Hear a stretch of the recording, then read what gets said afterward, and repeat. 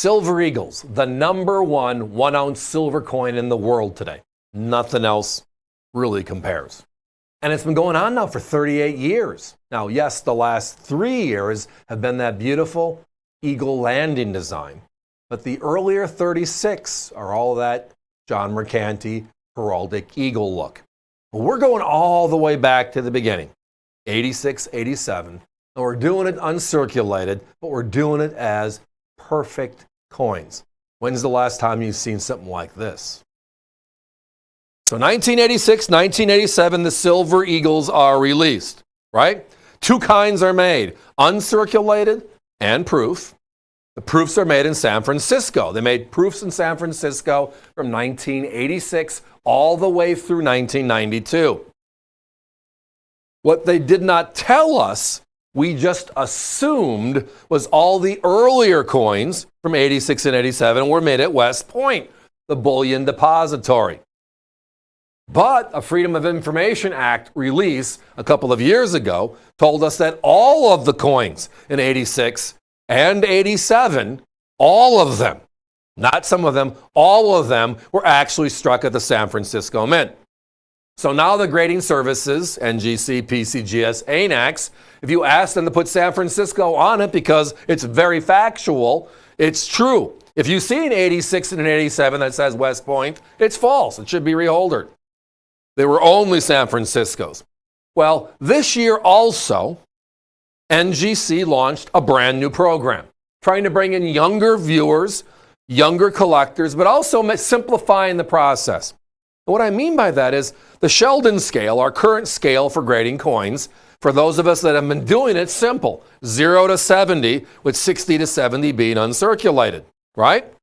Every other collectible out there is a 10-point scale. Even the Olympics are a 10-point scale, right? Figure skating, somebody doesn't get a 69.5, they get a 9.5, they get a 10, right? So they introduced this brand new scale to balance comic books, sports cards, and what the other divisions at NGC are doing right now. There is only one scale there, two scales in coins now. So they're the first to hit the 10-point scale, 10 being ultimate perfect. So a 10 in NGC's eyes is equivalent to a 70 in the old system. Now, two other things here. You notice the holder right here? This is that beautiful eagle landing holder, that dual core holder that we have for the regular uncirculated mint state 70s.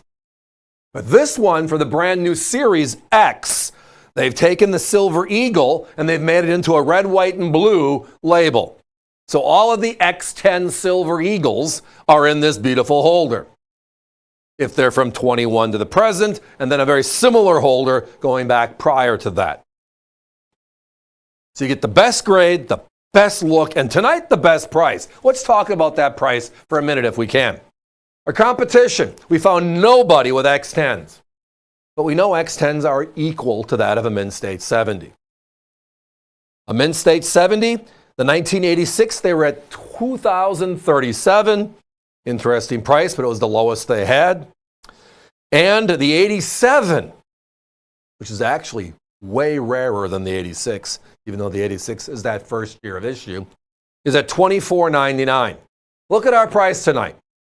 We haven't had these coins priced under $1,500 in a real long time. This beautiful deal we brought in, which is only a handful of each coin, we can offer tonight at a crazy price, $1299.95. But here's the reason why that stands out to be a doing. You got to listen to it. You got to see it. 5.3 million 86s in UNC. It was a low year, but it was the first year. Again, lots of competition coming. We got to build this. There are only 5,075 coins known between NGC 70s and NGC X10s. 5,075 coins. Think about that. For comparisons, here are the comparisons. So far this year, they are over 200,000. Last year, over 300,000. 2021, we had two versions, a Type 1 and a Type 2, and they were over 300,000. 70s. The world loves a 70. The world loves perfect coins. And today that number is where it's supposed to be. But this is 38 years ago, 37 years ago. The grading services did not certify Silver Eagles until the middle of the 1990s. So the first decade, there was no Silver Eagle grading. And that's why these numbers are so tiny. Finding monster boxes, almost non-existent. Finding unopened vintage rolls, almost unheard of, which is why these numbers are tiny. The 87, as I referenced, even more special. Out of the 11.4 million, so it's gaining momentum, right? We started with 5.3 million, now we're 11.4. Let's do this. 2,396. That's the deal on the 87. Talk about rare, and it's the reason why my competition sells it for almost double our price. Your choice? No, you do not have to buy both of these crazy rarities to get that low price. Pick your poison. You want the very first Silver Eagle ever with the very limited number known in X10. Right now, only a couple hundred of the 5,000 are in X10. That's your deal. If you want the rarer of the two, well, that is the 87. There's 5,075 known in X10 and or MS70, NGC. But the 87, the two combined, is only 2,396. We're talking 2,000 coins less. Competition, a little over 2,000 on the one, a little over 3,000, a little over 2,500 on the other. Guys, let's put that 1 minute clock up. My concierge service has this stuff all the time.